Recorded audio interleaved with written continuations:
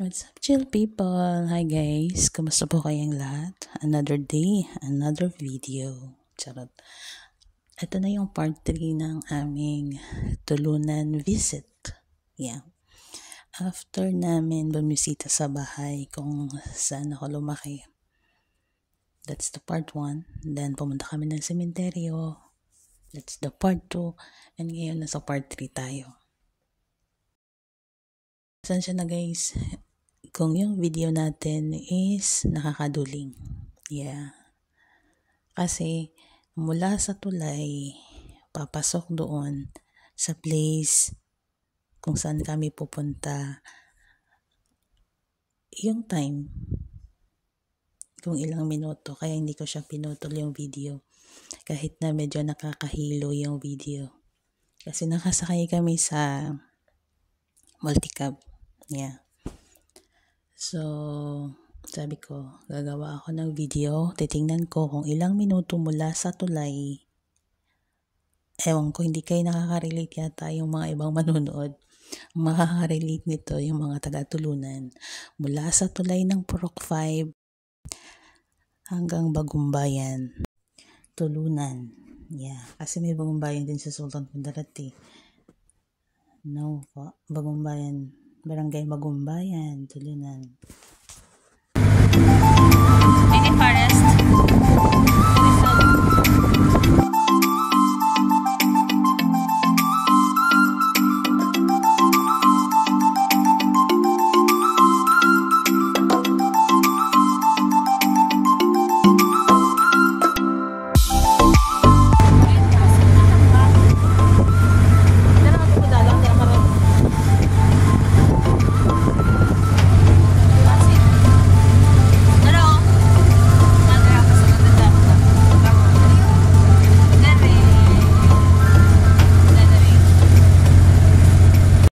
Goosebump.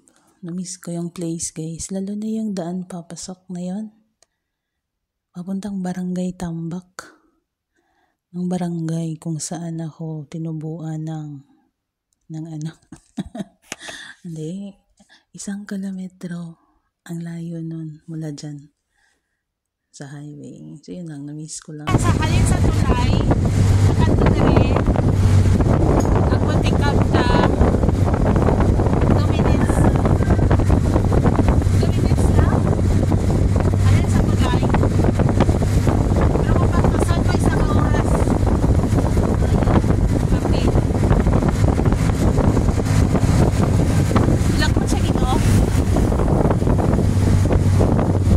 minutes na.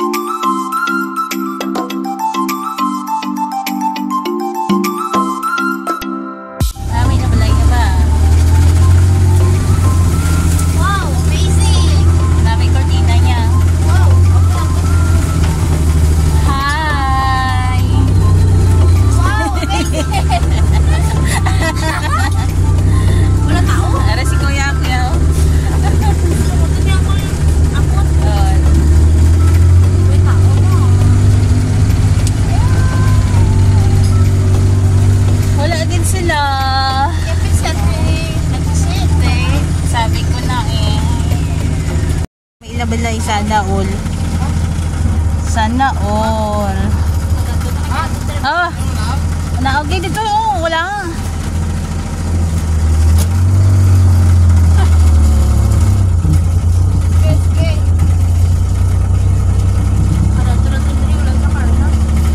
Haligo man. Ah, may deep well sila.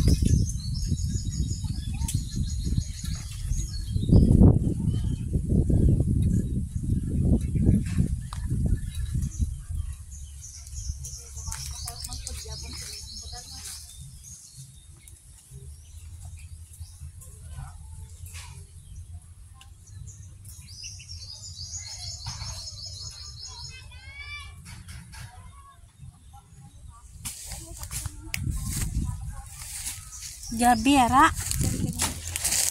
Dali lang, Gab.